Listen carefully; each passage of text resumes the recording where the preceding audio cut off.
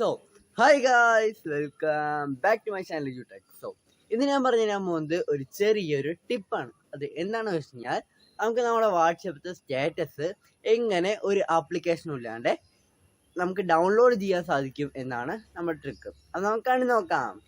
അതിനായി ആദ്യം നമ്മൾ ഫയൽ മാനേജറിൽ പോവുക. ഫയൽ മാനേജറിൽ പോയിട്ട് ആൻഡ്രോയിഡ് പറഞ്ഞൊരു ഫോൾഡർ ഉണ്ടാവും, ഇതിലൊന്ന് ക്ലിക്ക് ചെയ്യുക. ക്ലിക്ക് ചെയ്തിട്ട് നമുക്ക് മീഡിയ പറഞ്ഞൊരു ഫോൾഡർ ഉണ്ടാവും, അതിലൊന്ന് ക്ലിക്ക് ചെയ്യുക. ഇനി നമുക്ക് സാധാ വാട്സപ്പ് ആണെങ്കിൽ com.whatsapp, ബിസിനസ് വാട്സപ്പ് ആണെങ്കിൽ com.whatsapp.w4b.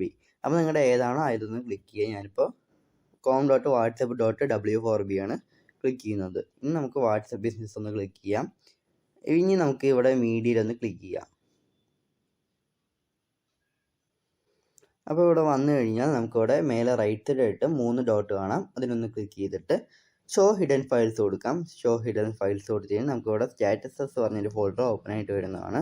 അപ്പോൾ അതായത് മറ്റേ കാണാൻ സാധിക്കുന്ന പോലെ ഷോ ആയിട്ട് വരുന്നതാണ്. അപ്പോൾ ഒന്ന് ക്ലിക്ക് ചെയ്ത് കഴിഞ്ഞാൽ നമുക്ക് നമ്മുടെ വാട്സാപ്പിലുള്ള എല്ലാ സ്റ്റാറ്റസും നമുക്കിവിടെ ഇങ്ങനെ കാണാൻ പറ്റും.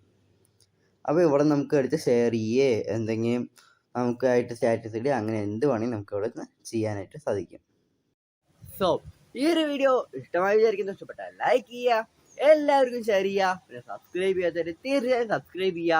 ആൻഡ് തൊട്ടിട്ട് കാണുന്ന ബെല്ലൈക്കൺ അടിച്ച് പൊട്ടിച്ചിട്ട് ഓൾ നോട്ടിഫിക്കേഷൻ ഞാൻ ഈ വീഡിയോയിൽ നിങ്ങൾക്ക് നോട്ടിഫിക്കേഷൻ നിങ്ങൾക്ക് ലഭിക്കുള്ളൂ.